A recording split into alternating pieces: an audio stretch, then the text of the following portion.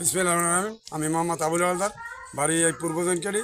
আমি এই জনকেডি মাধ্যমিক বিদ্যালয়ের প্রাক্তন ছাত্র এবং এই স্কুলে 6 to 8 পর্যন্ত লেখাপড়া করে পটুয়াখালী গেছি।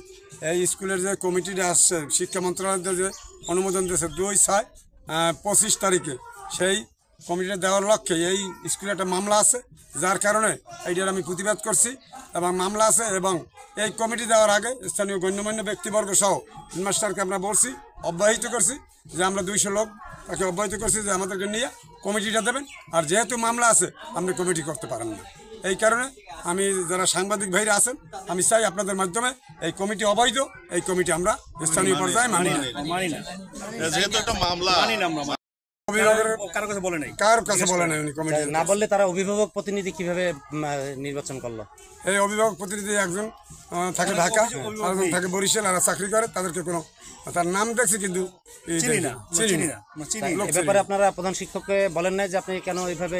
প্রধান শিক্ষকের গতকালকে আইসে আমরা বললে গেছি, সে যাইয়া শূন্য মেয়ারে ধরা যে শূন্য মেয়ারকে বাবা আমি জানি না।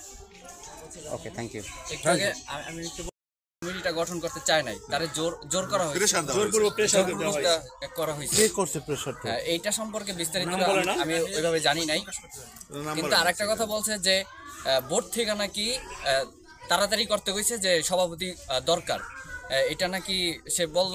কিন্তু তারপরে বলছে যে মানে জোর করছে দেখা বিদায় কি সে যারে তারে এই সভাপতি বানাইতে পারে না, বা এলাকার স্থানীয় গণ্যমান্য ব্যক্তি ছাড়া সে সভাপতি বানাইতে পারে না। তারে জোর করছে ঠিক আছে, সেই বইলা কি একজনের ধৈর্যাই না এখানে বসাই দিব সভাপতির আসনে বা সদস্যের আসনে?